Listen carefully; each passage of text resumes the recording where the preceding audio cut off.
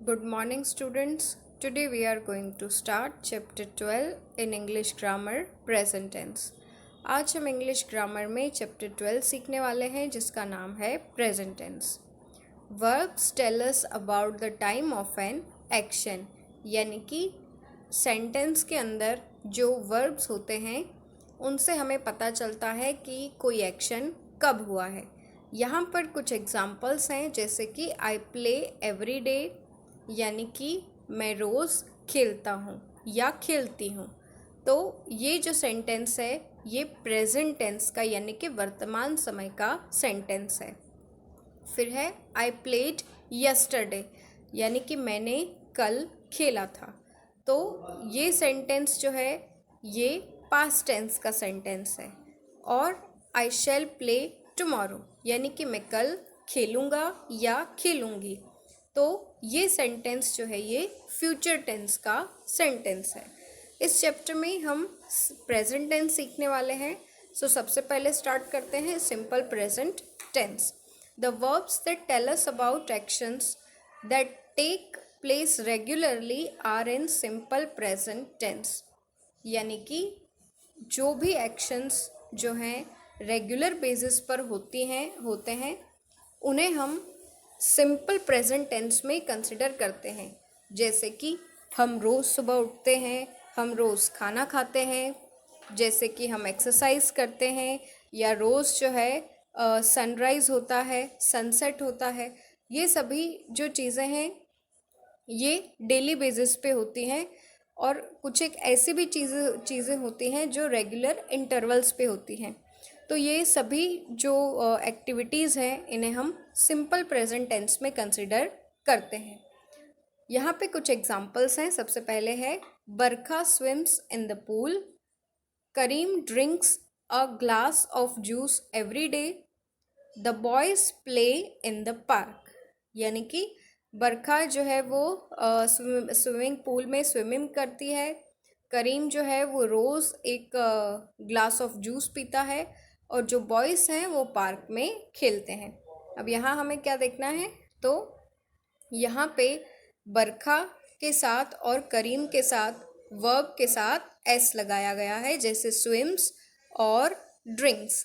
लेकिन जब बॉयज़ है तो वहाँ पे सिर्फ प्ले है. इसका मतलब ये होता है कि जब भी सब्जेक्ट यानी कि जो एक्शन कर रहा है वो सिंगुलर हो तो वर्ब के साथ एस या ईएस लगाया जाता है. लेकिन जब सब्जेक्ट जो है वो प्लूरल हो तो जो वर्ब है उसके साथ एस या ईएस कुछ भी हमें लगाना नहीं होता है. Apart from that, permanent facts or general statements are also expressed in simple present tense. For example, the sun sets in the west, honey is sweet, the earth goes round the sun, and I like books. यानी कि जो general statements होते हैं या permanent facts होते हैं वो भी सिंपल प्रेजेंट टेंस में ही कंसिडर किए जाते हैं. और यहाँ पर हमें एक और बात पर ध्यान देना है कि आई के साथ हमेशा हमें जो वर्ब का ओरिजिनल फॉर्म है वही यूज़ करना होता है. आई के साथ हम कभी एस या ईएस यूज़ नहीं करते. ओके, तो ये हमें ध्यान रखना है. Next is affirmative sentences. When a habitual action और a thing usually takes place, the sentence is said to be affirmative. यानी कि जब किसी हैबिचुअल थिंग की बात हो रही हो या ऐसे किसी एक्शन की बात हो रही हो जो यूजुअली रेगुलरली होता है तो उस सेंटेंस को हम अफर्मेटिव सेंटेंस कहते हैं. For example, I like flowers, I do my homework regularly, I like doing exercise. तो ये सभी जो सेंटेंस होते हैं ये अफर्मेटिव सेंटेंस होते हैं. Next is negative sentences. You can use the simple present tense to talk about the things you don't do. Negative sentences यानी अफर्मेटिव का पूरा उल्टा, यानी कि जो चीज़ें आप नहीं करते या आपको नहीं पसंद ऑन अ रेगुलर बेसिस तो उन सेंटेंसेस को हम नेगेटिव सेंटेंसेस कहते हैं। For example, I don't play on the street, यानी कि मैं सड़क पर नहीं खेलता या खेलती। You use the simple present tense to talk about the things you don't like. For example, I don't like sweets, यानी कि मुझे स्वीट्स नहीं पसंद। यहाँ पर कुछ और भी एग्जाम्पल्स दिए हैं, जैसे कि she does not like this hat, I do not go to school, and he does not laugh. तो इन सेंटेंसेस में हमने ऑब्जर्व किया कि ही शी इट के साथ जो है वो डज यूज़ किया जाता है, लेकिन आई और वी के साथ हम डू यूज़ करते हैं। सो जब नेगेटिव सेंटेंसेस में हमें ही शी इट के साथ डज नॉट यूज़ करना होता है, और आई और वी और यू के साथ हमें डू नॉट यूज़ करना होता है। सो here in these sentences do not and does not are used to negative something. Hence, a sentence with negate something is called a negative sentence.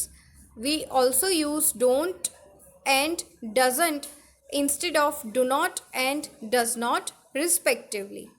Read and compare the following sentences. Number 1, I go to park daily. I don't go to park daily. यानी कि जब आप affirmative sentence बोल रहे हैं तो आप क्या कहेंगे कि आई गो टू पार्क डेली, लेकिन जब इसका नेगेटिव होगा तो आपको क्या कहना है, I don't go to park daily. Next is my sister plays well, my sister doesn't play well. And number 3, are they like songs, and next is they don't like songs. तो हमने यहाँ पर अफर्मेटिव और negative के example देखे। जो sentence affirmative हो हम उनमें डू या डज को जनरली यूज़ नहीं करते, हम उसमें सिर्फ वर्ब में चेंज करते हैं। अगर ही शी इट हो या थर्ड पर्सन सिंगुलर हो तो वर्ब के साथ एस या एस लगाते हैं, वरना आई वी और यू के साथ हम ओरिजिनल वर्ब यूज़ करते हैं। लेकिन नेगेटिव सेंटेंसेस में हमें डू नॉट और डज नॉट का यूज़ करना होता है। Next is interrogative sentences. Common interrogative words are what, where, when, how, why, how many, how much, etcetera. Some examples of interrogative sentences are: what is the color of your shirt? When does the train arrive? Where do you play? How do you eat burger?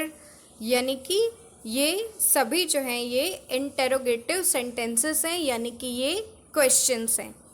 In questions में आप देख सकते हैं do और does का use किया गया है, क्योंकि ये सिंपल प्रेजेंट टेंस के क्वेश्चंस हैं। यहाँ पर कुछ और भी एग्जाम्पल्स दिए हैं, जैसे कि do they play in the school, when does Rati play, how does he fly in the air. So here in these sentences do, when and how are used to ask a question. Also, each sentence has ended with a question mark. These sentences are interrogative sentences. यानी कि यहाँ पर हमने देखा कि do, when और how जो है इन वर्ड्स को क्वेश्चन पूछने के लिए यूज़ किया गया है, और हर सेंटेंस के पीछे क्वेश्चन मार्क है। तो ये कैसे सेंटेंस हैं? ये इंटेरोगेटिव सेंटेंस हैं, और इंटेरोगेटिव सेंटेंसेस जो हैं वो क्वेश्चन पूछने के लिए यूज़ किए जाते हैं। यहाँ पर कुछ एग्जाम्पल्स दिए हैं जिनका अफर्मेटिव और नेगेटिव दोनों तरीके से आंसर दिया हुआ है। सबसे पहले है do you like coffee? So yes I do, और no I don't. B, does she have a purse? So yes she has, और no she hasn't. C, do we play? Yes you do, और no you don't. तो इसी तरीके से questions और answers जो हैं वो सिंपल प्रेजेंट टेंस में लिखे जाते हैं।